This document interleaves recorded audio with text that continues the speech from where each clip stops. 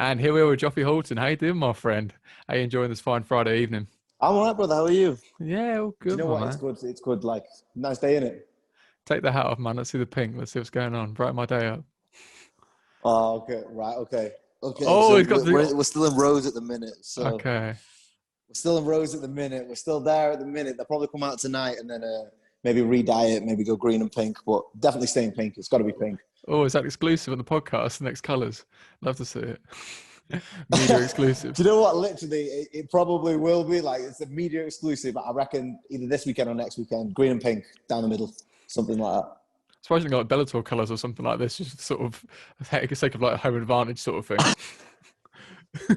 That's what we want. You know what it was? Like, Um, I woke up one day, like last year, and was like, I'm just gonna dye this pink. Like, I don't know why. I just sat there and was like, I'm gonna dye my hair pink. And since, like, I don't know what it is. I can't seem to get rid of it. I'm just like, yeah, I'm gonna stay pink. This is gonna be my vibe.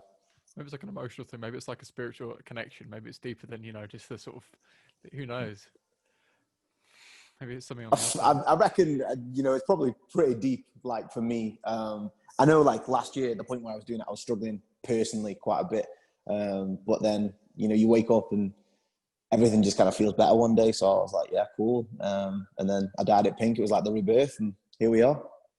Now, that's an interesting sort of thing in that. So when you say obviously personal things going on, I don't have to go into that if it's not comfortable, but more in the sense of that sort of, I don't know, the sort of spur of the moment kind of thing. Because again, a lot of people get quite keyed up these sort of decisions, that sort of thing. Again, dyeing your hair, as much as it's a bit of a fun thing, some people see it as like quite a big sort of commitment, this, that, and the other. It's good being that sort of spontaneous, as being present sort of thing. Have you always been like quite spontaneous with that kind of stuff? Yeah, everything I do is pretty off the cuff. So, the reason originally that I had quite long hair, and I missed weight for a fight, which was absolutely gutting.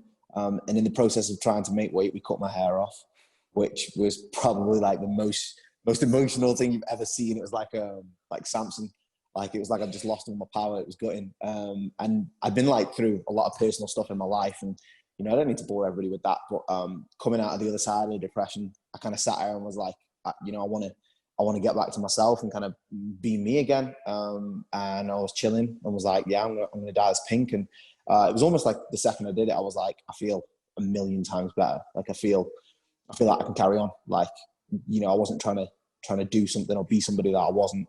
I was just content in being myself. And then it's kind of gone from there. But I've always been pretty spur of the moment with it. I mean, the reason I started fighting was pretty spur of the moment. One of my friends used to train.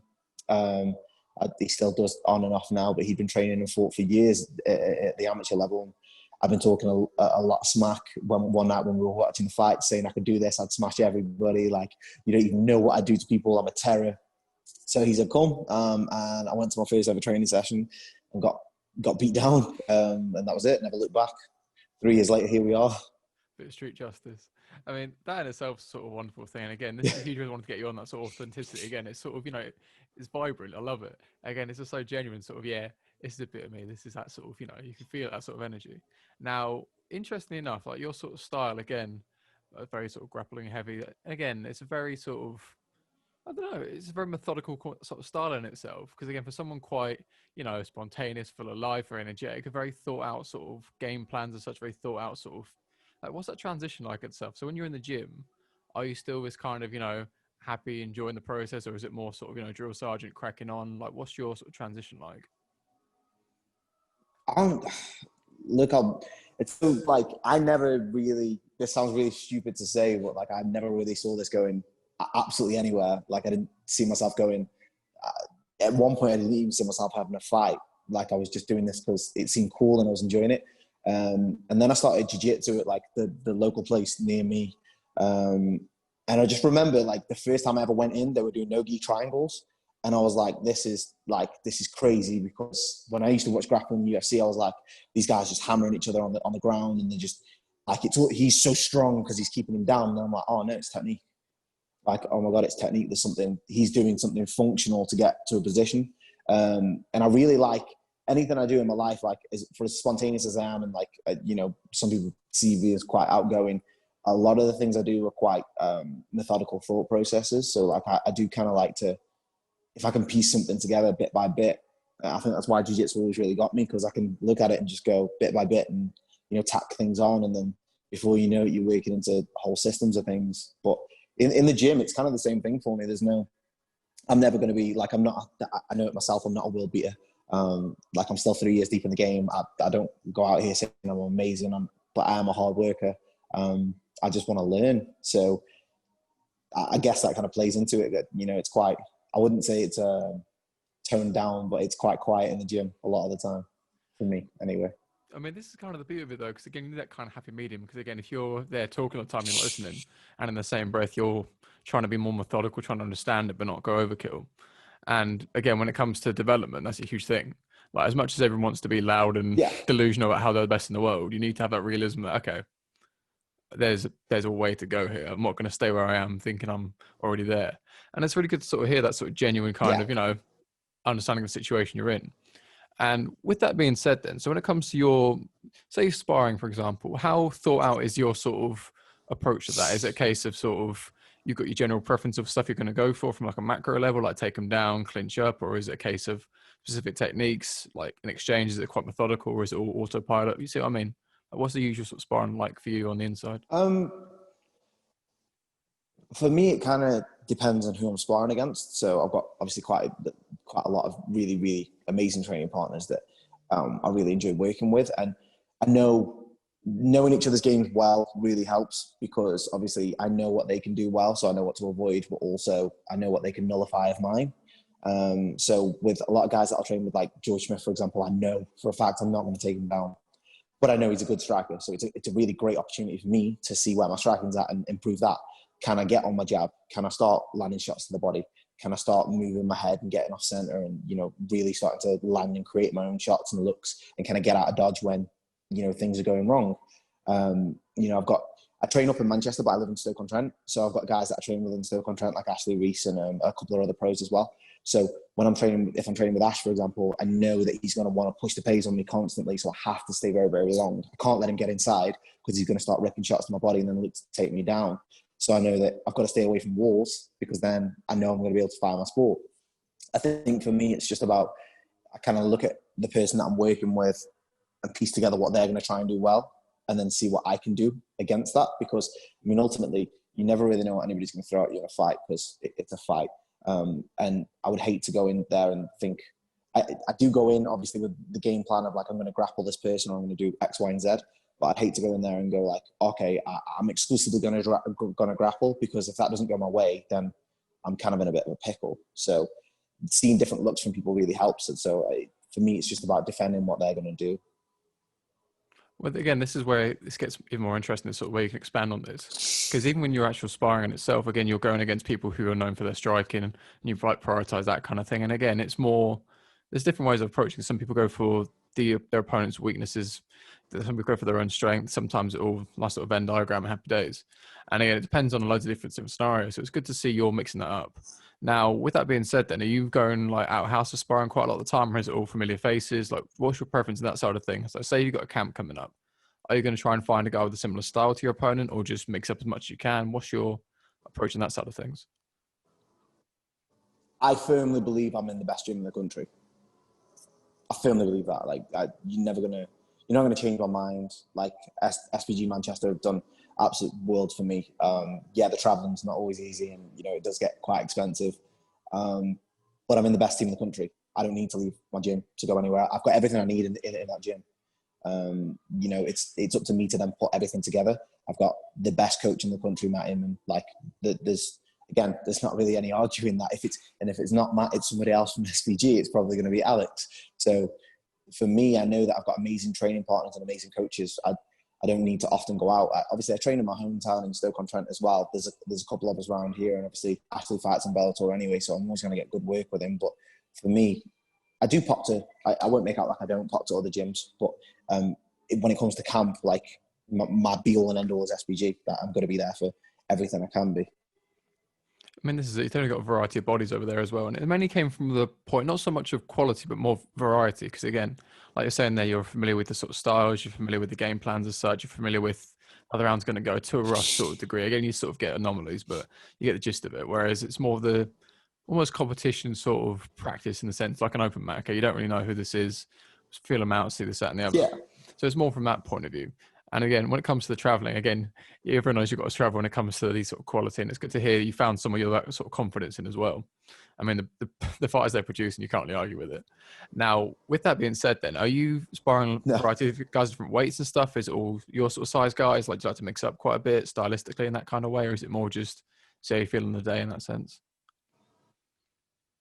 So, I'd say for the hard sparring, like we're kind of in weight classes, we're all kind of around the similar kind of weight. And then in terms of, tech sparring is fine with pretty much anybody. You're not going to, I'm never going to look to murder a bantamweight, but then, Jack Cartwright's probably going to take my jaw off.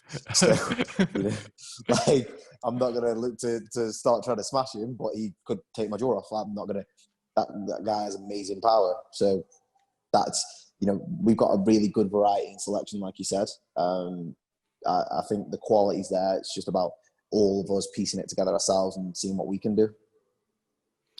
There's definitely a way to go about these sort of things. And again, the nature of sort of opponent pull-outs, last minute sort of things, yourself stepping in last minute and stuff, people pull out. So it's more the case of, you can't go too tunnel vision on one person because there's a good chance they might, have have COVID or whatever they've got, or, oh no, I've got a knee injury I didn't tell you about 6 months ago or whatever. You get the sort of rogue stuff people come out with. It's in itself as whatever. But with your fight camps in themselves, being like quite methodical, being very thought out, how do you program your own camps as such? Is it more of a coaching role? Who takes that over? What's your sort of program from that side of thing like? So I've been working with the guys over at True Grit Training, which is my strength and conditioning gym. They kind of take over when it comes to any weights that I'll do. And for the large majority of it, helping me get my weight down. I've got a really good relationship with the guys here. In terms of, actual fight training, I just leave that all up to Matt. Matt has it's quite an amazing system, I would think, because we're pretty much always in camp. There's always somebody that's getting ready for something. So there's never a time where we're not almost kind of getting ready. I remember I used to play basketball when I was like up till I was about 21. And I always remember my coach every single session would say to us, like, if you stay ready, you don't have to get ready. And that's kind of the mentality that always feels in place over at SBG, because we're always staying ready so that we don't have to get ready. Other than my weight, but that's one of them things that I think I'll probably grow into, and maybe to control that a little bit more down the line, but we'll see.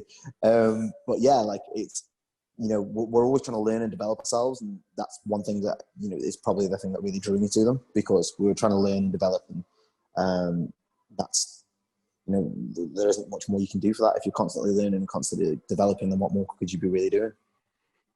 And this is a really interesting point in itself, because again, there's no off season, so to speak.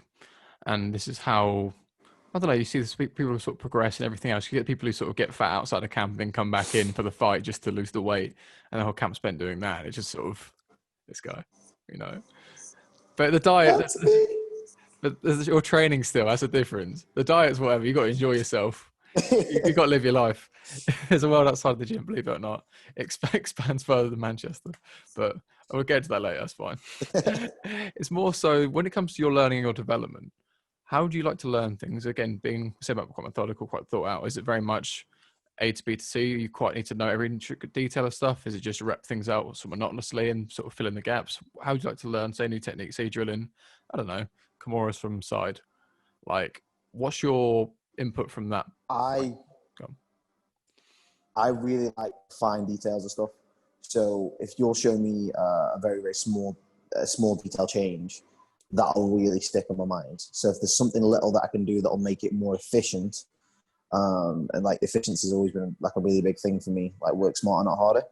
If I can use as little energy as possible, then I'm having a good time. So if there's a small detail that'll make a massive change, then I'm really key to learn those kind of things. As much as everybody hates it, I'm definitely one of this, YouTube generation that watches techniques online. But then I'm also not one of them guys that doesn't like just, I know this technique now because I saw it twice on a YouTube video and Gordon Ryan was teaching. I would rather literally. Do you know what? Like, so lockdown happened, and everybody's a liar if they say otherwise. Like, everybody's a liar if they say they didn't get an instructional during lockdown and went, I know how to do this move now. And then went back to the gym and realized that maybe they need to rep it first. I mean, at me next time, that's fine. You know, but I do also like watching stuff and learning that way. Look, everybody did it. It's not personal. Everybody did it. But I do, you know, I like learning that way, and I like the intricate, like the intricacies of different techniques. So if there's a way that I can change my hand position or grip that's going to make a massive difference to what I'm doing, then that kind of, I wouldn't say do something and start setting up other things off it. So if I can get into a system with something or get into a pathway, then that kind of makes me enjoy it a little bit more. And that's kind of how I learn. Now, with that then, so that's more understanding as a process. Regards of execution then, is it sort of on the session you're trying to get that in straight away in the sparring, or is it a case of it's in your locker for when you need it? What's your reference point in regards of drilling and practice stuff out? Because again, some people really can't stand the reps after reps after reps and then go to spar and try to find it. Like, what works for you the best sort of way? Have you found anyway? I like repping stuff immediately. So obviously isolation drills for it, and getting good feedback from my teammates, because they'll tell me, I've got to admit, George is probably the best person for me to work with.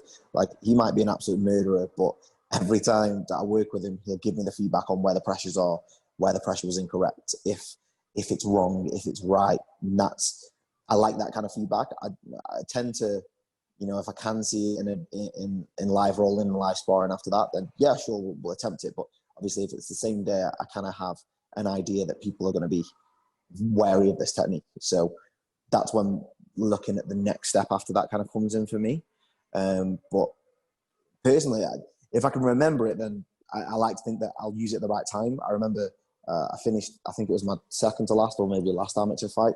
I finished the guy by an Americana, but the setup for it, I'd been taught the week before, maybe not even the week before, it might have been like 5 days before. And I remember as soon as I hit the takedown and moved to the side, I felt his arm was underneath me, and I was like, I'm certain that I know exactly what to do right now because we've done this. And then before I knew it, I was into my Americana, and I was like, oh, maybe I do know, like, these things do stick on my mind. I've done the right thing this time. So I don't worry about like getting it off immediately if I can remember it, because a lot of the time I'm gonna sit and stew on it anyway and really think about it. Was that the one from Mount? The Americana? No, it was from side Rob Cunningham on Budo. I just remember it because I hit the takedown, and when I went to side, I remember circling myself off the fence, knowing that he was going to try and push off the fence, but I was like, if he pushes off, I'm going to be too heavy, so it's fine. And then Chris Coltrane had been showing us a sit through, where you sit through and lift the head onto your leg, and Matt was showing it as well. And I kind of sat through, and I remember sitting his head on my leg and going, all I got to do now is hit him, and he's going to give me his arm, because he's going to make one of two choices. Either we'll give up his arm because he doesn't want to get hit, or he'll let me hit him because he doesn't want to give up his arm. So I'll just hit him, and then as soon as I did it, I think my friends have got like a funny video where I was joking around after, which I can't share at all. But I remember hitting him, and then he popped his arm out. As soon as he did, I was like, that's exactly what I want you to do. Thank you. Like, and then before I knew it was over. I mean, people talk about how like heel hooks and that are really scary. Shoulder locks, man, they scare the life out of me. People yanking them on, but no, this is what I think. The one I saw 3 of your fights. I think that one was the one. I think the Americana from Mount. I mean, you were very nice with it. Like, fuck, there's a lot of people who aren't as nice with that. It's one of those ones. Like, when it comes to, so I don't know, like catch and release in the gym is a bit of a funny one. Like when you're having your like competition rounds in the gym. I think like, you obviously nobody's going to smash it on in the gym. Like, no one should be smashing it on in the gym, because at the end of the day, you're all teammates. Like, you're not going to break any. Why would you try and break somebody here? Yeah, maybe if somebody new comes in, maybe go a little bit harder. But that's on them. But you're not going to smash it. There's no point in trying to smash everybody in the gym. Like, they're all your teammates. Like, be a good training partner. Like, the more reps we can get in, the more rounds we can get in, the better we'll get. So why would you smash somebody? And that means that we haven't got rounds with that person, because then we're like one man short. So it's only you that suffers in that instance. When it comes to a fight, like when I was an amateur, I always remember thinking to myself, I've got to go to work Monday. I've got to go to work tomorrow. So like, as much as I'm not really worried about what's going to happen because I went to work the day after most of my fights, but I'm not really worried about what's going to happen on my end. That guy's got to go back to work as well. I remember the one that you're talking about from Mount, and I remember starting to put it on, and I could hear him grimacing, and I was like, okay, if you could just tap, that'd be really, really nice. Like, because then I haven't got to do anything. And unfortunately, I think he did break his arm or dislocate his shoulder or something in the end. And that's, tap sooner and we don't have to deal with this. Like, you've got to go to work Monday. Like, you've still got to go to work. You've got a job. You still need to pay your bills.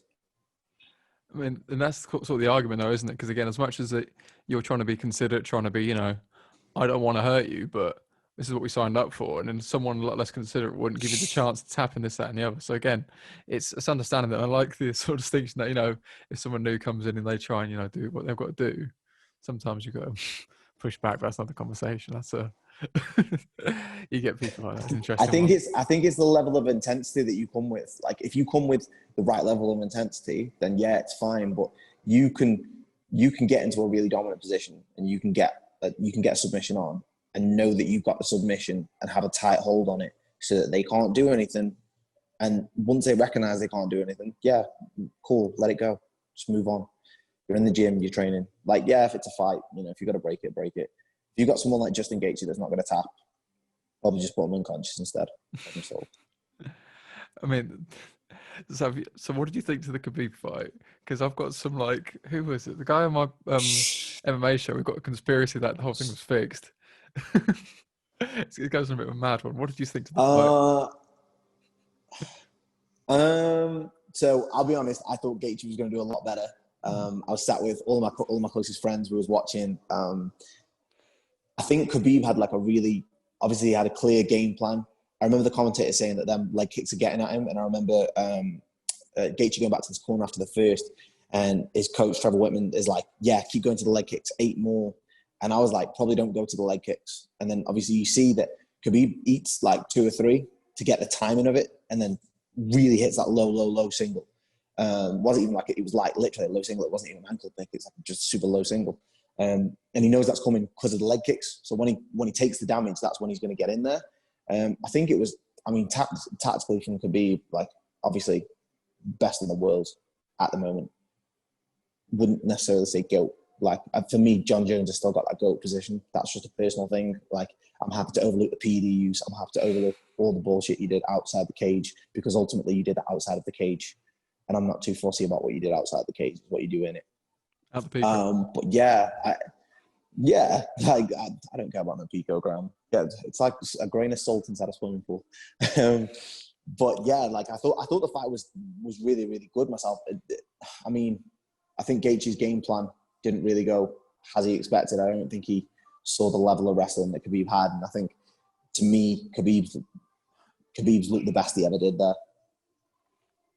Yeah, there's 100% that as well. I mean, it's interesting seeing, I don't know, again, that low single. I can't remember who was saying this again, about the whole calf kick to low single sort of counter sort of conversation. That this has been like a sort of, it's like saying, oh, yeah, just hit him harder or just stand up. I think, yeah, it's a nice idea, but you try it against Khabib in the sort of, you'd imagine at some point in his many sparring rounds, someone tried to kick him in the leg and that happened. At some point, you thought at some point you'd get caught out at this point. But yeah, it got a bit sus because, again, Khabib sort of missing weight and it not really being a thing and no one really saying anything, and I don't know, no ground and pound. And I don't know. I mean, yeah, but okay, so often Khabib will look for the sub, and he does look for that kind of ground control first. Like, where the only real times that you see like a lot of ground and pound from him is the Michael Johnson fight. The Edson Barboza fight. If you look at his more recent fights, they haven't necessarily been like, I'm going to smash your face in. The only real one recently was Conor, and that was because it was Conor. And even then, it wasn't like he was getting his face pounded in. If you look at his fight with Dustin Poirier, yeah, there was a lot of damage being done, but he wasn't like a world beater at the time. He was just kind of doing damage. He wasn't like smashing into bits or anything. I mean, well, this is, again, it's more sort of circumstantial, a lot of decisions. Again, it's like saying he's gone for the same, I don't know, double jab cross in the last 3 fights, so why he's not doing this one, he must be fixed off of that. But it was more the fact, I don't know, a lot of things were a bit sus. So like when Gaethje got taken down, I think the first or second time, Like, why did not try and stand back up? He sort of accepted bottom so like comfortably. But anyway, this isn't the Gaethje Khabib show. This is the Joffie show. Not So quite, not quite. I'm currently moving around my gym. let's see, we're getting the world tour. We'd love to see it. Okay. Now, whilst you're having your relocation, we'll have a quick shout out to sponsors. So shout out to the English Hypnotist, Rieco Clothing, and the People's IT. English Hypnotist, really good for the sort of mental side of things, regards of sports people, business people, again, helping you get to the next stage in your career. Rieco Clothing, really nice clothes. Check out the website, pod10 for 10% off, and People's IT for any website needs. And Joffie, your sponsors, my friend? So I got Training, who sort out all of my gym, which big up to them. Faraway Pizza, they've been looking after me with pizza when I'm not in camp, because obviously I would never eat that in camp. Never. I got a couple of other guys out there. Never. DNA Sports Worldwide, but anybody that's helped me out, just big love for that. Wonderful. Now, I said this briefly before we started, and it's the most important question of the podcast. What is on the pizza? Professional athlete, talk to me. What is on the pizza? I want to hear the base. I want to hear the toppings. I want to hear sauces. Go on. Let's get comfy. Right. Okay. So obviously, let's not play games. We're gonna have stuffed crust. It's always going to be a stuffed crust. Okay. Just cheese stuffed. We're not going extra. We don't need to be too extra with this. Barbecue base. Don't come at me with tomato. Don't care. If you got an issue with it, drop into my DMs. I'll ignore you. Then we're going to hit some pepperoni on there. Obviously, mozzarella. It's got to be a standard, like just your basic meats. We need some ground beef. I need all the meat. I need all the meat. And then pretty much. And then I need some sweet corn on top. I know you're going to do this. But yeah, it's like just basically a meat feast. Like, you just want all the meat on there. Shout out to anybody that's vegan. Like, sometimes when I go into camp, like I'll do vegetarian, but I can't do vegan. Vegan's too far. But shout out to anyone that's vegan. If you've got an issue with meat, don't at me. That won't be. Yeah, so good. Well, big love to all the vegetarians. I think that's covered everyone. I mean, the conviction in that, I love it. I mean, that is one. You gotta look out for these people, man. You gotta shout these people out, right? Just in case. Yeah, I gotta look at. My thing is, right, I'm just trying to make sure that someone is eating all that meat to get it out of their way, and I'm gonna be that guy for them. Man of the people. Well, it's not one not. People's champ. This is man of the macros. Now, regards to your like diet going through camp anyway, like is it quite strict, quite regimented? Is it more like, play it by ear kind of thing, making the sort of calorie count? What's your sort of nutrition looking like? Luke. Okay, so nobody really wants. Like, I'm not gonna be that guy that's like, oh, I'm not very professional, but like, I'm not very professional. I enjoy eating food. So it's very rare that I'll tell myself no to anything. I absolutely love chocolate, like all the time. So me getting ready for a fight is me getting particularly aggy all the time because I start taking my chocolate out. I started working with a nutrition guy before my last fight, Streamline Nutrition, big up them. And they helped me out. One of the things that I've done previously is turn vegetarian to get my weight down. Because when I'm going back down to 93, I'll be straight up and saying I carry a lot of weight around, and I do enjoy eating, and I train heavy weights, so that probably doesn't help. But yeah, when it comes down to it, I have to go to like vegetarian. It's heavily macro based more than anything. So the chocolate that has to go, what chocolate is it? Go on, what's the damage? Oh, it's just upsetting. So obviously, Hershey's cookies and cream is like a definite standard that has to be done. Mm-hmm. Like Hershey's cookies and cream is like the most elite of elite chocolates. Top tier. Twix, elite, like high level chocolate. What the white Twix? The white Twix has come out of it's a bit of a rogue one. Go and talk to me. Right, okay, so the white Twix is a banger. Don't come at me with that winter Twix. Horrible. But like the white Twix is up there. I love white chocolate, but you can't get over just an original Twix. The emotion. Like, the original Twix is like the be all and end all for me. Like I get passionate about this. Also, if no one's had them, white chocolate Oreos, the snow and roads Oreos. Oh my god! Like I won't book any fights during getting close to Christmas because these come out and then that obviously ruins me. And then Easter comes. Don't even start me. Oh God, what are they? The Milky Bar eggs during Easter. Oh yeah, It's over. shit. It's over. Oh wow. Wow, Diet. that is a can of Like, worms. if Wow, anybody but wants any diet tips, this is a tangent. Wonderful. At you for nutrition info. Love it. if you guys want diet tips, get in my DMs. The caveat Honestly, you've get in my got is like, DMs, hit me up, Instagram, Facebook. If you want all these diets. the caveat you've got is nutrition info from signed professional Bellator MMA fighter. That's what you want. You can say it's a diet plan. It's just a fucking Hershey's. Sponsored by Hershey's and Cadbury's. That's what we want. Yeah, literally, like, you will hit your, oh, no, not Cadbury's. Cadbury's are horrible chocolate. Don't even, Nestle or Mars or anything that's American, but not Cadbury's. No. So Cadbury's, if you're looking to sponsor me, don't call. Don't at me. It's all good. Yeah. I lost you track guys don't bother. You don't need to. I mean, this is the sort of thing. Yeah, as well. this is massively off tangent.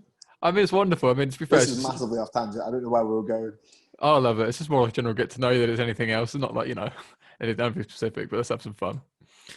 So, okay. So the view of the situation, the way you're explaining this all, is the relationship with food. Because again, regardless of making weight, not making weight, that's another conversation. But your relationship with food is so important. Because again, like you're saying about just general well-being, because you're talking about how you're feeling in yourself. Yeah. I didn't think spontaneously. But again, if you should love what you do. Like loving the whole process. And if you're sat there thinking, you know what, it's fucking chicken's boring, or whatever you've got, you're substituting things is fucking miserable. I mean, that's not going to be like longevity. When it comes to competition and fight day and stuff, what are you like? Are you like a bag of nerves? Are you excited? Are you just a bit stum, not saying a lot? What are you like when it comes to the actual event itself?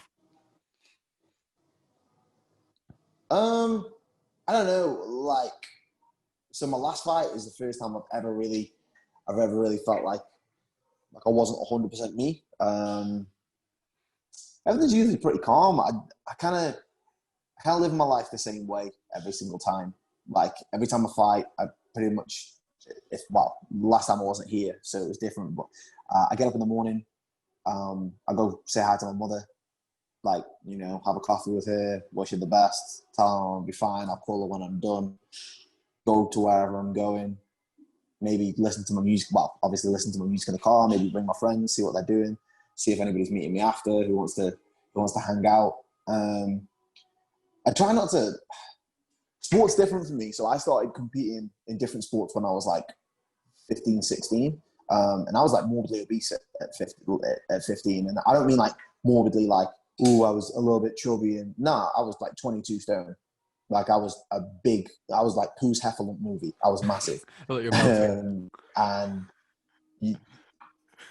yeah, like I was fat. I was straight up fat.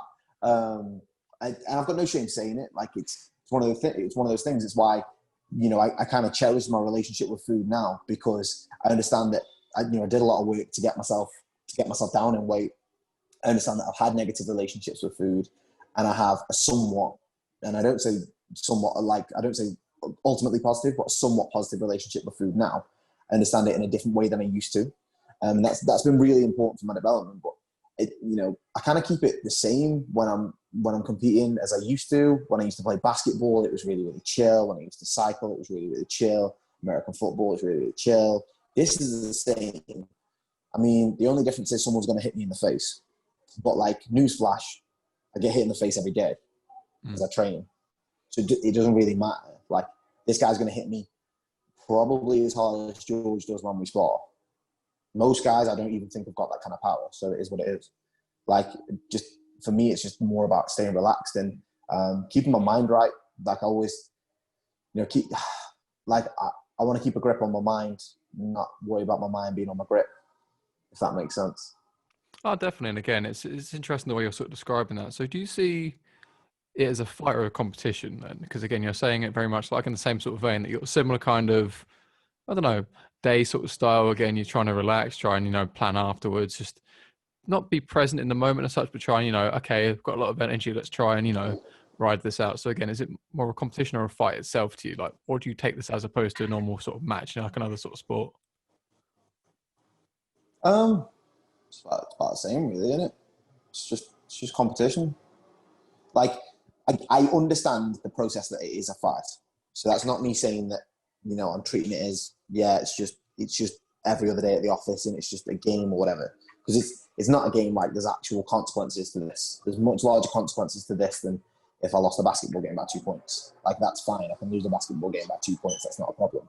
But like, this has much deeper consequences, but it's not something that I look at and kind of go, like, that it's serious for me. It's pretty, it's just competition really, isn't it? And this is where it gets quite interesting as to say how you can sort of, again, because there's ultimately no right or wrong way to look at it. If you're doing it, how you look at it is kind of, not irrelevant as such, more accessories to how you manage it. Because again, this is more the real world with all this is sort of management. And again, when it comes to the day itself, when you're already there, you're sort of warming up and stuff. Are you quite, again, do you have to get in a certain mindset as such, or are you just trying to relax and then just let it go autopilot? Like, what's that sort of side of it like? I think the mindset's pretty much the easiest thing to kind of go with. So I'm always pretty much in the same kind of mind. It's largely a process. It's largely methodical for me. I don't think I have the kind of personality that will allow me to be overly aggressive. So it's not something that I really find myself getting into. I get hyped just like everybody else does. But it's not something that I find myself going, I'm going to take his head off. I'm going to destroy this guy. I'm going to make his kids feel this left hand.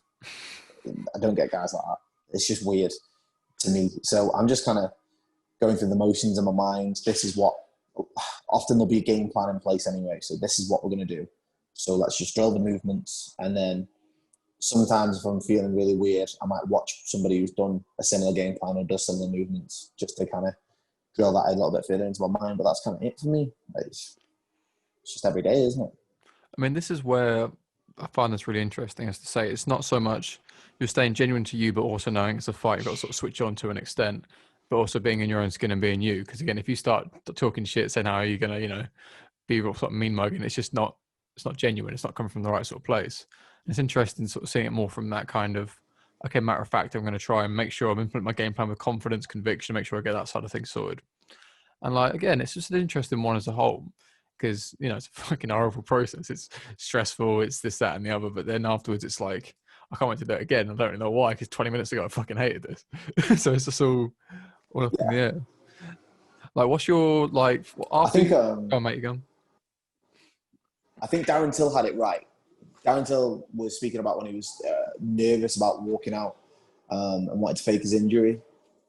And I'm like, I totally get where you're coming from with that, but then you get out there and that's out the window.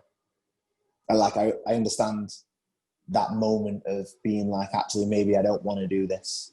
And that's the moment that I appreciate most, because that's the moment where I'm like, this is the moment I've been waiting for, because I've been waiting for that moment where I wasn't sure if I wanted this, because then I'm certain that I want it. And then I go out and just do the business. And then we move. We do indeed. Regard to like mindset and that kind of stuff as a whole, I mean, that definitely kind of like, not that that sort of bridge you have to cross at some point, whether or not I want this or not. Again, having that situation means you care enough to question it. And the man behind mindset, even Mr. Stapleton, did you train with him much to speak to him? Because again, obviously he's Rochdale, but I'm not sure if you sort of go between the facilities. Yeah, so often we'll spar up at Rochdale because obviously they've got a lovely big cage.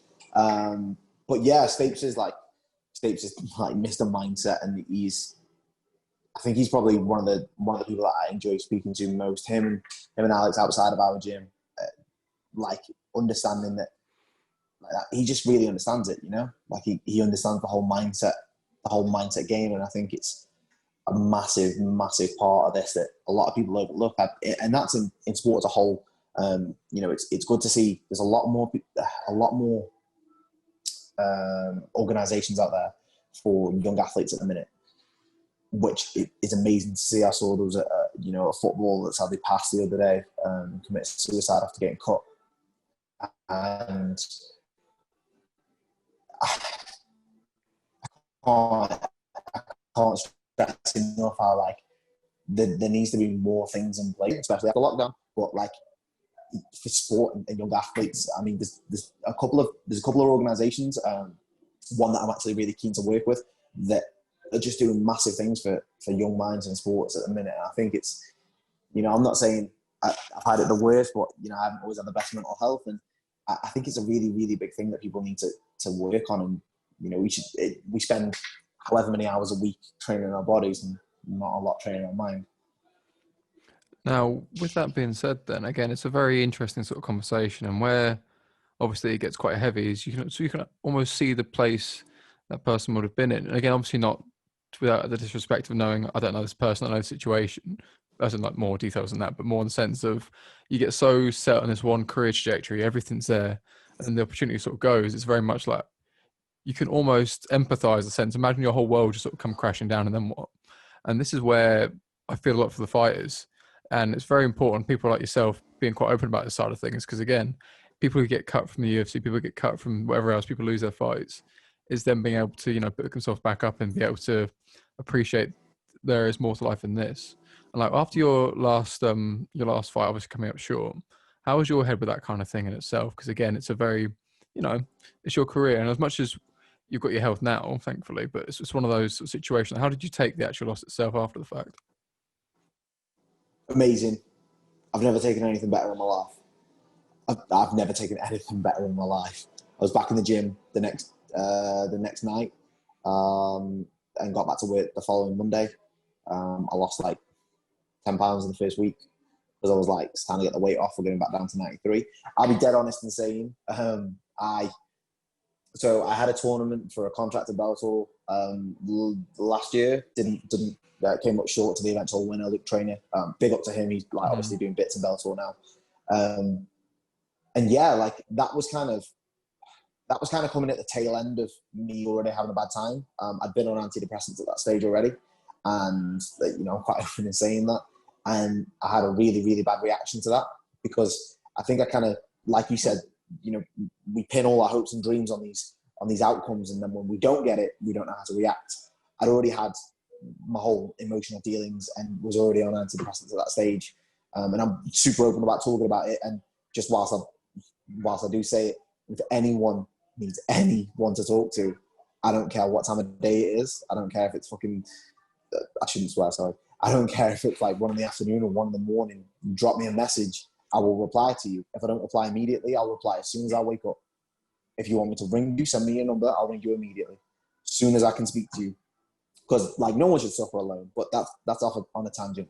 Yeah, and I remember I took that loss really incredibly poorly. It was probably the lowest I'd been, and I went reclusive, and no longer wanted to come out of my house. And then one day, did this to myself and reminded myself like why I wanted to be me and like who ultimately I saw myself being. So this time, do you know what? Like 2020 has been awful for everyone except for me. I was ready to go back to training full time, and I was feeling happy and like I was in the right place, and lockdown happened, and it was the perfect time because maybe I wasn't ready, but after lockdown I certainly was, and I felt ready to go. And then big up Jude Samuel, who gave me the call for still gave me a chance to fight on Bellator, and I moved up in weight, and it didn't go my way. But hi Jude, I'm gonna see you again soon. Like we'll be back. It's fine. So it's, to me, that was probably the best thing that could have happened. Like the absolute best thing that could have happened. I needed that loss now. Now I don't have to deal with that later on down the line. And I had an amazing reaction to it. I feel stronger than ever. I'm really enjoying myself. Probably not going to get another fight this year because, unfortunately, I did have a fight in November for a different promotion that unfortunately got cancelled. It's one of those things. Like, you've got to just there's highs and lows in this game. Like, there's always going to be. No one except for Khabib leaves this game undefeated. Like, no one.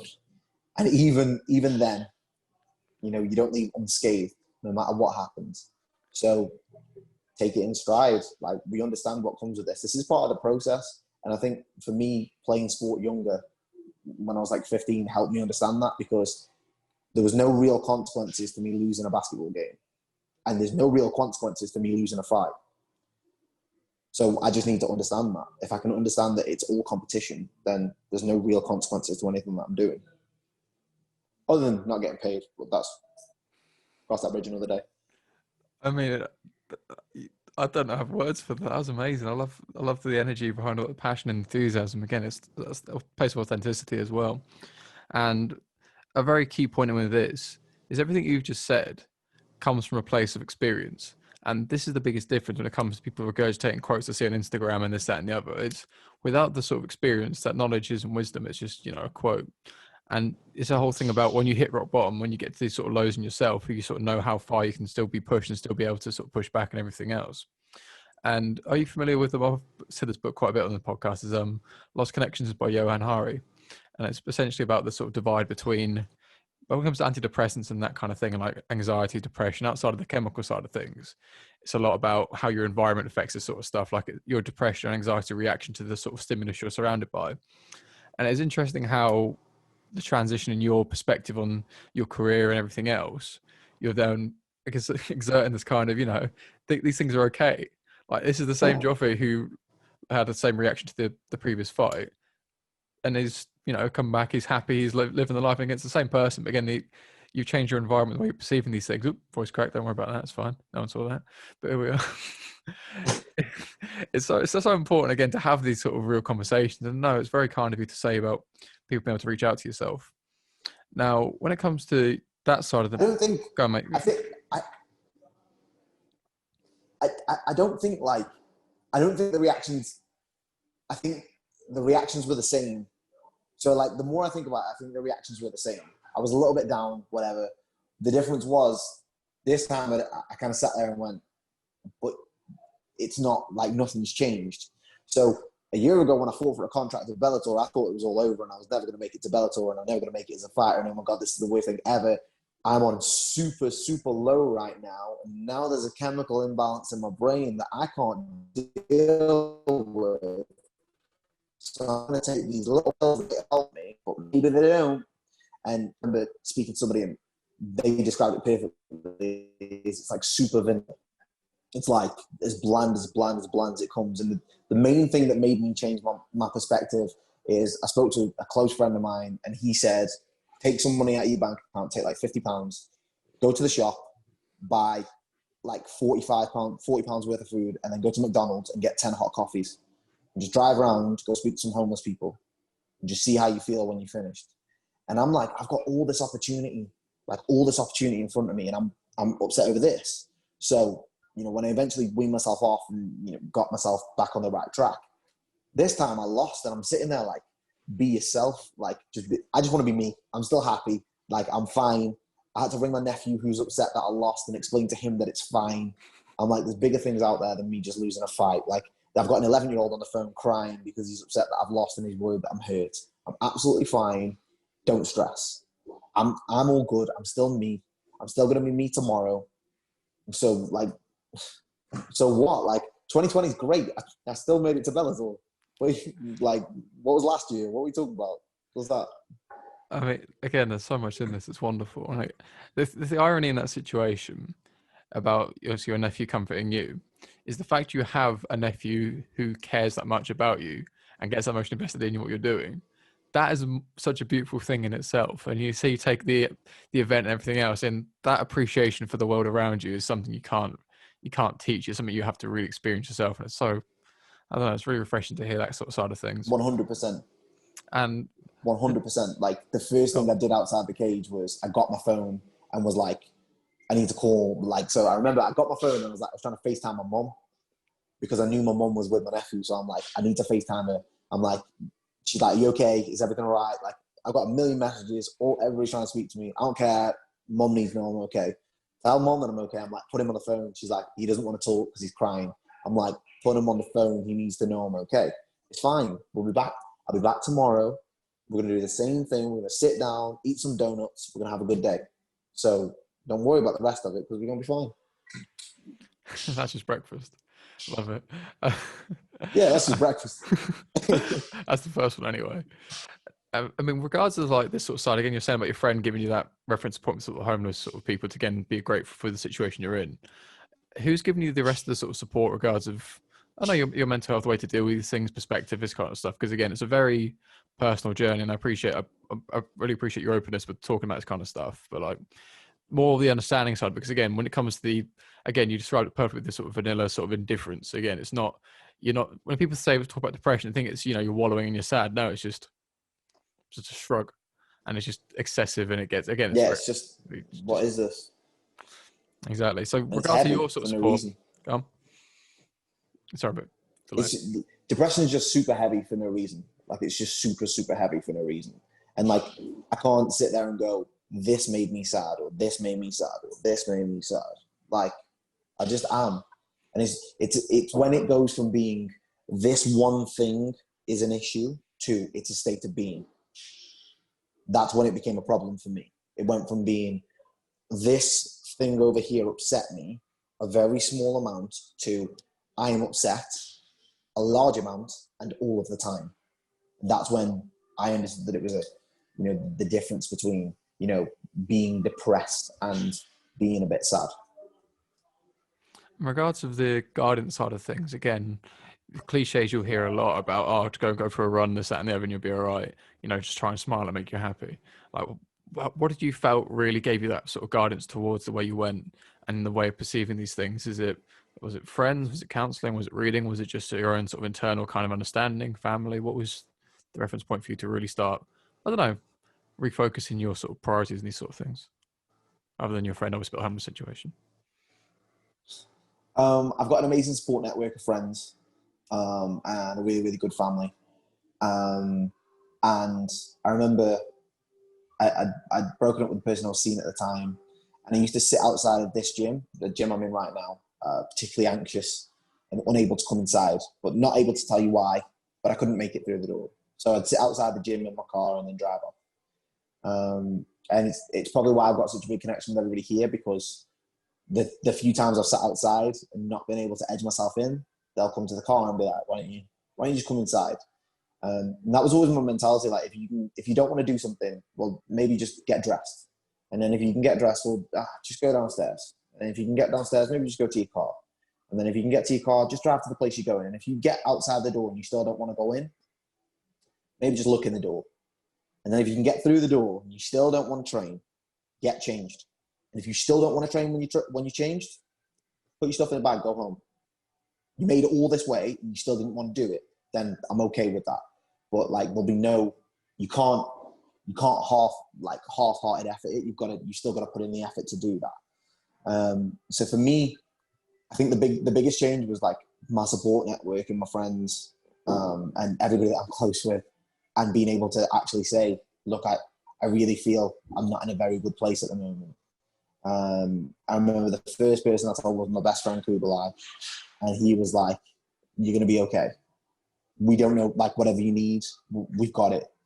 And then I told my family, and I remember like telling my family felt like the hardest thing, because I felt like I won't lie, I'm sure a lot of people feel like this, I felt like I was failing. I'm not failing. Like, everybody goes through these struggles. You're an absolute liar if you say you're not struggling, because everybody has struggles. We all just deal with them differently. So for me, I think it was that moment of, realizing that the support network around me actually is pretty amazing. Like, I'm so blessed. I'm so blessed to have amazing friends. I'm so blessed to have, amazing coaches and great people in my life. And I think for a long time, I kind of shunned away the positive energy that there is, because there is a lot of positive energy in this world if you're willing to accept it. But if you're not, that's cool too, but it's going to be really, really difficult for you. And this becomes a very interesting, it's quite a hard conversation with people who want to support them. Again, you can give them a ladder, you can do this and the rest of it, but they can't climb it until they, do it themselves.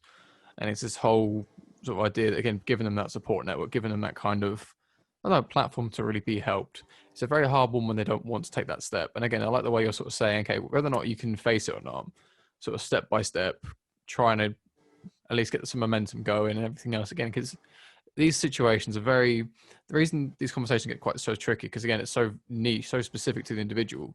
To try and give it a one size fits all blanket is it's quite a crude thing. So again, by saying little things like that, it's a nice way of trying to sort out certain examples. And yeah, it's really good to have that sort of support network around you. And it's really good to hear people like that, especially like you were saying about wanting people to reach out to you. Having those sort of people in the world who genuinely want that, who want to be able to have that platform to support these other people. I mean, it's a beautiful thing. Now, when it comes to your, I would be happy if I never made another penny. I'd be happy if I never made another penny, but like people could talk to me. Like I could never fight again, and I could not make another penny in my life, and I could struggle for the rest of my days. But I mean, if that's what people needed to, they felt like, and you know, they could take something from me instead. Like I'll give everything I've got if you know if that's going to make everybody feel better. You can take all this. I don't need that. Take the clothes off my back. I don't need them. It's fine. Like as long as somebody's going to feel better from it. Like why would you not want everybody else out there to feel better? Why would you not? I mean, this is where certain things get tricky as well. Because again, look, it's an interesting way you're sort of describing all this. Again, like send the clothes off your back, and I can tell you mean that so sincerely. But then again, you'll be the one left without any clothes, and this becomes this whole sort of thing of, okay, I give everyone everything I've got because it makes me feel, I don't know, like a purpose as such. Like it feels like this is what I should be doing. But then it's also for you, like regards of your sort of personal success, personal things. Again, obviously not necessarily saying that money is going to be the valuable thing for that, and like happiness, everything else. What do you describe success in that sense? The ability to pay it forward. Like that's it. The ability to pay it forward. If you can pay everything you've got forward, and everybody else does that, because you say about I'll be the one left with no clothes, but I won't.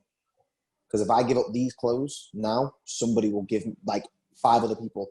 So I remember I was in school, and I think the film was actually called Pay It Forward, but they made us watch it like 10 times, and it was just about if there's one person, you help out like 5 people, and those 5 people help out 5 people each, and those 5 people that they've helped out help 5 people each. Before you know it, we've got to a stage where we're helping everybody in the world. I've only got to pay it forward to 5 people. I've got to help 5 people, and that's it. And I'm going to be good forever because somebody else is going to come full circle. 5 people. I'll do 5 people today, and then 5 people tomorrow, and 5 people the day after. And before you know it, we're at a stage where everybody's getting the help they need. I won't be left with no clothes. Take mine now, they'll be back in 2 days. This is such a wholesome episode. I love it. About pizza and chocolate and being good to each other. I feel so fuzzy inside. I love it. This is not really about fighting. It doesn't have to be. If anyone out there wants to fight me, I'm nails. I'm absolutely hard. I haven't got feelings. I'm angry. I'm a killer. I'm a thug. I'm a thug. I'm gonna quit walking out of this. Do. Who wants it? No one. Gun fingers as well. We love to see it. Oh man, this has been absolutely wonderful. Gotta get the gun fingers in. Anyway, moving on swiftly, my friend. Thank you so much for your time. Where people find you on the other socials? I've got Twitter, but I don't really use it because I never really understood it. But I think that's Joffie_H. My Instagram's Joffie_H. Get at me on Facebook as well. It's still Joffie. I'm pretty much the only one, so if you just search my name, you'll find me. Awesome. Links to those will be in the description. Be sure to check out our sponsors.